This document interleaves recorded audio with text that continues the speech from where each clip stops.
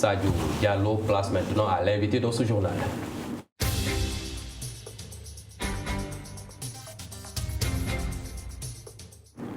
Voilà, comme annoncé, l'invité dans ce journal, nous recevons Pape Massata Diack de Pamodzi. Avec lui, nous allons faire le bilan de cette Coupe du Monde qui avait lieu au Qatar. Monsieur Diack, merci d'être sur le plateau. Eh bien, merci pour l'invitation et bonsoir à tous les téléspectateurs de Label TV. Voilà, comme je l'ai dit, vous êtes un homme du milieu, Massata Diack de Pamodzi. Quelle est votre appréciation de l'organisation de cette compétition? 30 jours de football, d'organisation, d'expression de plusieurs sensibilités. Quel est ce que vous retenez durant cette compétition? Eh bien, d'abord une satisfaction, surtout personnelle, parce que j'ai connu le Qatar en 1995 avec l'organisation de la Coupe du Monde Junior Coca-Cola que j'avais donc organisée avec ma société ISL Marketing. Donc, voir ce pays 27 ans après organiser la Coupe du Monde, qui est l'événement sportif le plus prestigieux au monde, ça me fait une satisfaction. Mais surtout, c'est une Coupe du Monde qui était très contestée. Ouais, beaucoup de gens émettaient des réserves et disaient que le Qatar ne serait pas capable, pour un petit pays comme ça, il n'y a qu'à gagner contre l'Australie, les États-Unis, la Corée du Sud et le Japon, d'organiser cette compétition. Moi, je n'en ai jamais douté. Mais vraiment, ça a été une compétition sans incident, une compétition sans hooliganisme, une compétition aussi. Tout le monde, tout ce que je connais qui ont été au Qatar, ils ont été impressionnés par les infrastructures, les hôtels, mais aussi l'accueil chaleureux de la population qatari. Et vraiment, au niveau sportif, c'est une compétition, plus de 170 buts qui ont été inscrits, de très haute facture. On a vu le match final qui a été âprement disputé. Et donc, au niveau sportif, je pense que la FIFA et la commission technique de la FIFA va faire un rapport très positif sur cette compétition. Il n'y a eu que 4 cartons rouges. Donc, ce qui dans toute la compétition. Dans toute la compétition, ça montre qu'il y avait le fair play. Mais aussi le défi de mobiliser autant de supporters. Parce qu'à un moment, j'ai appris que des stades de 80 000 places remplis. C'était plein, ils ont eu des ventes, le FIFA a fait le plein. Au niveau marketing, le FIFA a eu des recettes sur ce cycle de presque 7 milliards 500 millions de dollars, avec au moins 12 sponsors de très haut niveau. Donc au niveau télévisuel, je pense que j'attends les résultats finaux, mais on va atteindre sûrement les 5 milliards de téléspectateurs cumulés. Déjà le match final a été de presque 1 milliard 200, 1 milliard 300. Donc moi je pense que le Qatar a vraiment amplement réussi cette compétition et ça ne fait que confirmer le fait que pour eux le sport est très important. Effectivement. En tout cas, c'est une réussite constatée par tous, mais vous l'avez dit au début, les attentes étaient grandes. Ce n'était pas évident pour le Qatar, sans expérience, d'organiser ce genre de compétition-là. Qu'est-ce qui a été décisif dans cette organisation, au-delà des moyens que dispose le Qatar? D'abord, leur engouement personnel, parce que les gens ne savent pas que le Qatar, depuis 1996, est très impliqué au sein de la FIFA. Donc c'est une fédération qui aujourd'hui, je pense, a montré à la face du monde que ce qu'il pouvait contribuer pour le développement du football. Ils ont créé Asper Academy. En 2005, ils ont créé Aspetar, qui est la plus grande clinique privée de médecine sportive. Et aujourd'hui, avec cette compétition, ils sont en train de montrer qu'ils sont vraiment au sein de la géopolitique du football mondial et que c'est une fédération très active.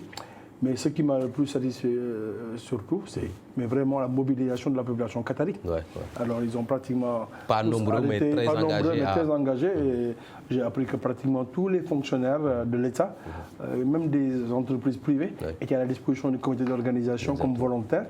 Donc vraiment tout le monde, que ce soit les sponsors, les invités VIP, que ce soit les gens du football, que ce soit le public, tout le monde a été reçu dans la plus grande tradition musulmane et je pense qu'ils ont aussi mis en exergue leur religion, leur côté arabe. Et ça, je pense que c'est un défi culturel qu'ils ont réussi. Quelques plaintes sortent de la part de la presse. Ce n'était pas évident pour ces organes-là qui n'étaient pas présents à Qatar de couvrir la compétition sportive, beaucoup de restrictions sur les images, sur les vidéos. C'était à quelle fin? Mais bon, moi je pense que ça c'est la FIFA. Le Qatar n'a pas, pour tout ce qui est contrôle des images et de l'aspect télévisuel, c'est la FIFA qui a érigé de nouvelles règles qui ont surpris tout le monde. Je pense qu'ils n'avaient pas bien montré leur jeu, ils ont bien caché leur jeu jusqu'à la dernière minute. Il y a eu des exclusivités qui ne s'expliquaient pas. Ouais. On a limité le nombre de matchs sur certains continents. Par exemple, le Sénégal, nous n'avons eu que 28 matchs, ce qui est tout de même pas tout à fait normal parce que la Coupe du Monde, c'est 64 matchs. On pouvait aussi bien avoir peut-être certains matchs en exclusivité sur une télévision, mais d'autres matchs distribués aux autres chaînes de télévision. Moi, je suis pour la plus grande expression médiatique quand il y a une compétition de cette envergure et qu'il y a une compétition internationale, ça doit être diffusé le plus possible. Donc je pense que là, la FIFA doit revoir avec les médias, surtout africains, comment travailler et comment élargir la base audiovisuelle de cette compétition. Alors, le contenu au-delà du sport, on a vu que même lors de cette cérémonie officielle, il y a eu même la présentation ou bien le récital de Coran. Côté contenu là, il n'y a pas eu de restrictions. Est-ce que c'est normal aujourd'hui qu'il y ait cette connotation religieuse là dans l'organisation? Mais c'est tout à fait normal. Le Qatar est d'abord un pays musulman, donc très proche de l'Arabie Saoudite, qui est un lieu saint de l'islam. Donc je pense qu'ils n'ont fait qu'exprimer leur culture, mais aussi leur religion, parce que à la base de tout, on s'en remet à Dieu pour avoir la satisfaction, et c'est une manière de remercier Dieu pour que cette compétition ait lieu dans un pays où on ne pensait pas que ça puisse avoir. C'est une manière de remercier le bon Dieu pour sa grâce et pour la miséricorde qu'il a eue pour que cette compétition se déroule dans ces conditions. Mais aussi, je pense qu'il y a eu tellement d'oppositions, d'ONG sur des thèmes de sociétaux, des thèmes de société qui voulaient mettre en exergue des choses qui n'ont rien à voir avec le sport. Donc, qu'ils ont aussi voulu marquer le coup et montrer qu'avant tout, il faut nous respecter. Comment est-ce que le Qatar a réussi à échapper à toutes ces tentatives, je dirais, de sabotage? Mais ils l'ont joué juste habilement. Ils ont simplement, ils sont très stratèges, connaissant les dirigeants qataris, qui sont formés dans les plus grandes institutions militaires du monde, à Sandhurst, West Point ou Saint-Cyr. C'est des gens qui ont de bons stratèges militaires, qui savent dérouter toute forme d'opposition. Et je pense qu'ils ont mis ça en exergue. Cheikh Tamim bin Hamad Al Thani est un officier de militaire de Saint-Cyr et de Sandhurst. Donc je pense qu'il est assez habile pour déjouer tous les complots ou bien toutes les menaces qui pouvaient... Effectivement, des lobbying et autres. Alors, côté contenu sportif, comment est-ce que vous appréciez le volet sport? On a parlé de l'organisation. Est-ce que le niveau de compétition était D'abord, la FIFA a réussi sa compétition avec de nouvelles règles concernant le ballon. Qui ont été expérimentées, ça a été réussi. Mais ce qui m'a le plus plu, c'est que le fait qu'on ait un arbitre féminin. Arbitre central féminin. Donc on oublie que même dans ce pays arabe, pays musulman, on a pu mettre en valeur la femme en ayant des arbitres féminins. Donc il n'y avait aucune restriction sociétale au niveau du Qatar. Donc la FIFA a vraiment réussi son coup. Mais ce qui m'a le plus plu, c'est vraiment des matchs de très haute fracture. On a eu, et puis des surprises. Aujourd'hui, le champion du monde a été battu par l'Arabie Saoudite. Donc les Saoudiens peuvent se sentir des ailes d'avoir battu l'Argentine. Voilà, tout à fait. Donc le Sénégal et le Maroc sont allés jusqu'en 8e de finale. Le Maroc est allé jusqu'en quart de finale pour marquer l'histoire. Et je pense qu'aujourd'hui, c'est une première. Donc c'était au niveau sportif. Moi, j'attends le rapport de la commission technique de la FIFA. Déjà, il y a eu le plus haut nombre de buts, il y a eu 172 buts, je pense. Mais aussi, il y a eu vraiment un rééquilibrage mondial. On a montré qu'il y a plus de petites nations au football. Et ça a été des matchs avec beaucoup de matchs qui vont jusqu'en prolongation, jusqu'au penalty. Même à la finale. Donc jusqu'à la finale. Donc ça montre que maintenant, il n'y a plus de petites équipes et que le football est en train d'évoluer. Le football moderne, en tout cas, a de nouvelles règles auxquelles tout le monde devra s'adapter. Effectivement. En tout cas, côté apport, le Qatar s'est limité au match de poule. Finalement, le Qatar du moins a gagné sa compétition, même s'il est resté en match de poule. Pour l'Afrique, est-ce que nous, on a bénéficié de cette compétition-là? Non, mais moi je pense que les équipes africaines doivent se réorganiser. D'abord, une Coupe du Monde, ça se prépare. Bon, moi je vois qu'avec cette expérience, qu'une équipe, ça se construit sur les années. Exactement. On ne peut pas avoir un groupe aussi riche de joueurs de très haut niveau, mais à chaque fois les changer. Et ce que je remarque aussi, que beaucoup de pays africains ont très mal préparé à la Coupe du Monde, parce que ils n'ont pas eu des matchs amicaux de très haut niveau. Et ça, souvent, c'est 2 matchs de mais même au-delà de 2 matchs, je pense qu'ils n'ont pas bien eu la physionomie de leur poule. Même ce qui nous arrive au Sénégal, on aurait dû avoir un match avec une grande nation européenne pour affronter la Hollande, exactement, qui était notre match le plus décisif.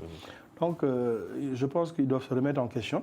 Le Maroc a montré que le sérieux, parce que le Maroc, qui a été éliminé en poule, ou en cas de finale au niveau de la CAN, il y a 10 mois de cela, en moins de 10 mois, ils ont reconstruit une équipe qui pouvait aller en demi-finale de la Coupe du Monde. Ça montre qu'il n'y a que le travail qui paye.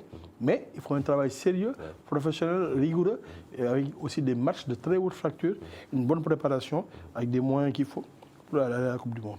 On va revenir sur l'aspect technique, mais l'aspect même, les histoires de maillots, on a vu ce qui s'est passé avec les maillots du Sénégal. Le Cameroun a été même victime de ça. Est-ce que là aussi, il n'y a pas des efforts que doivent faire les fédérations des pays africains? Les pays africains, au niveau du marketing, moi je pense qu'à part l'Afrique du Sud, plus personne n'est vraiment au top.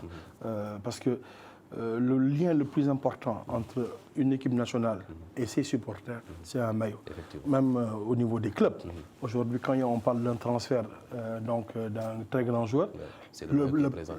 Non, c'est d'abord la première action que le club qui achète mène, c'est de vendre des maillots pour rentabiliser l'acquisition. Donc, c'est ce qu'en font les clubs professionnels. Je ne comprends pas que nos fédérations nationales n'y consacrent aucun effort.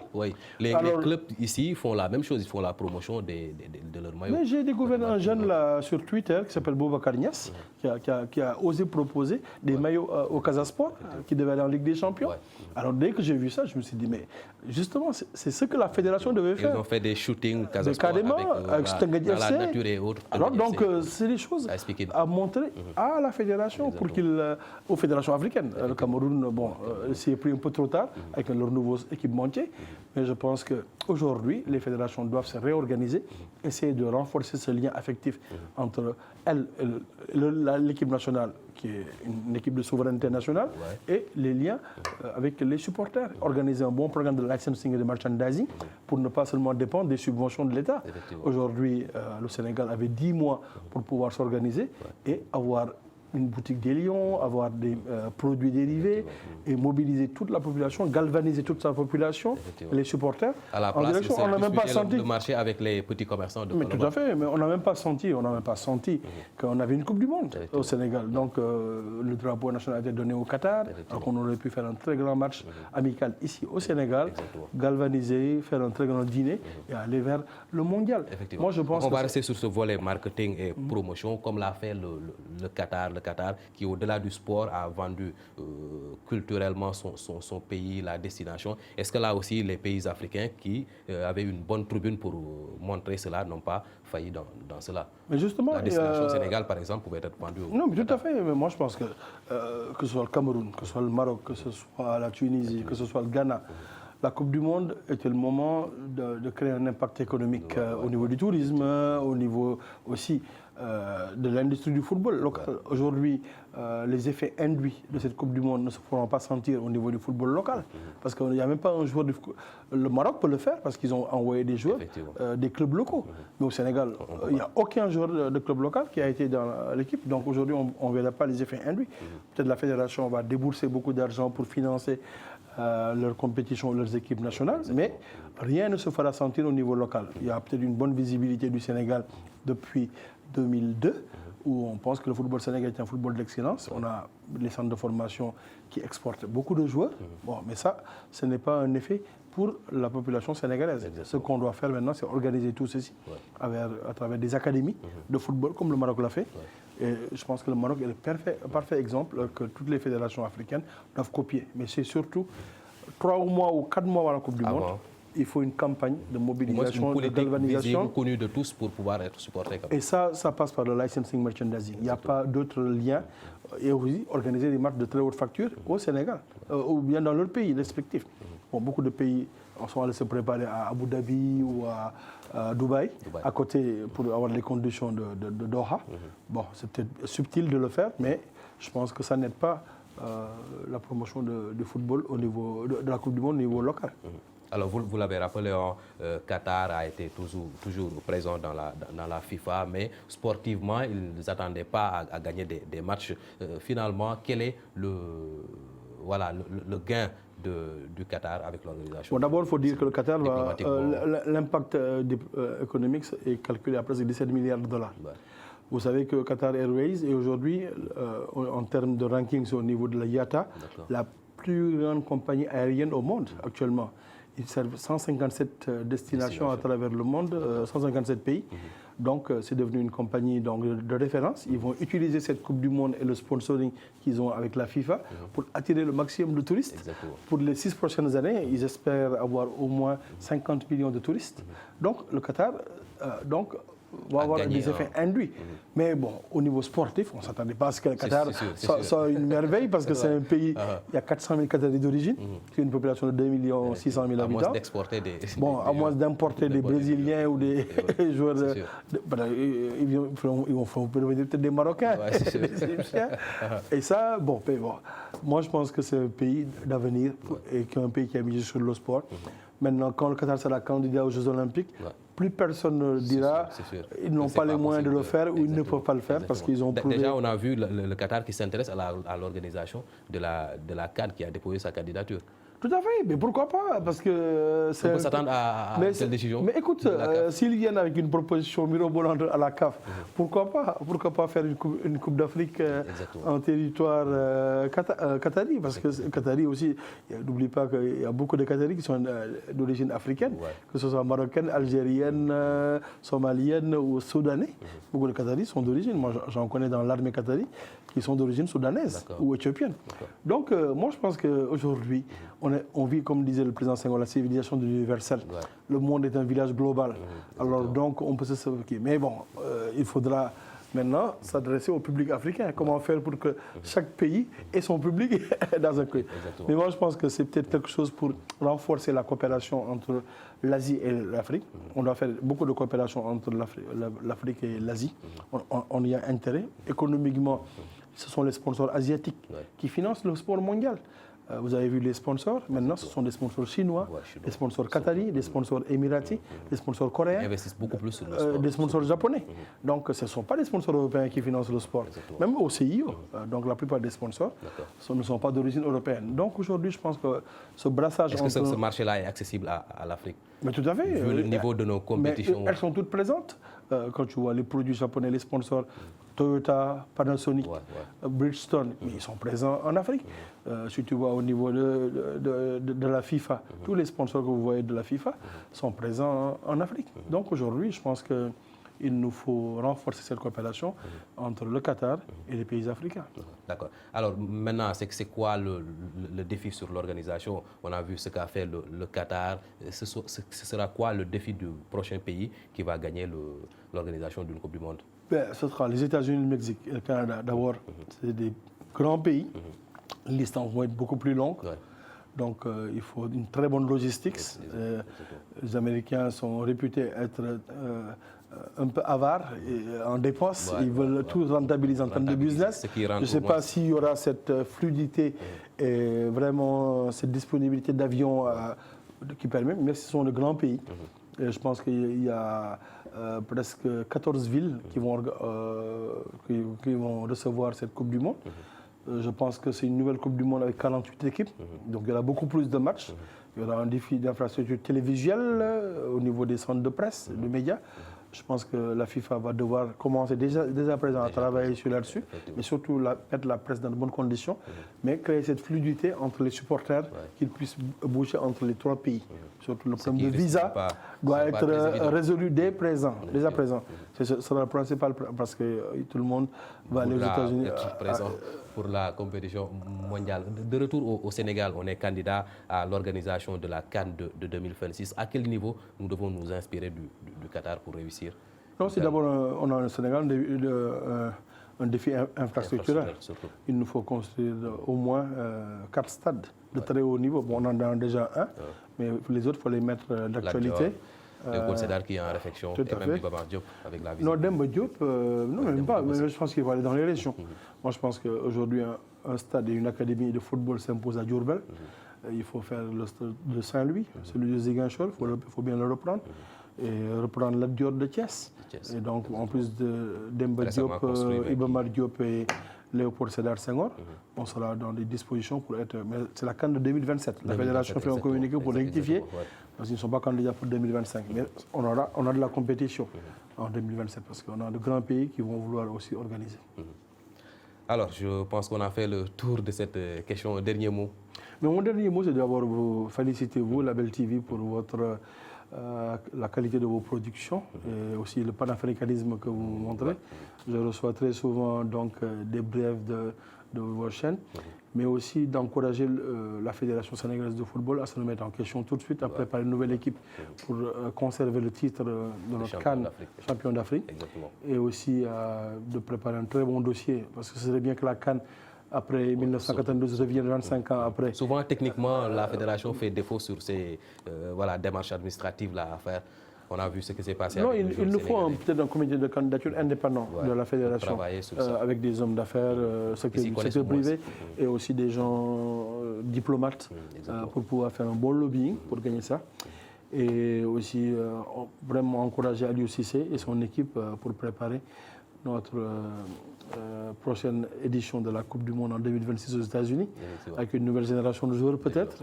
Peut-être que Sadio sera toujours d'attaque pour les amener à aller en demi-finale ou en finale de cette Coupe du Monde.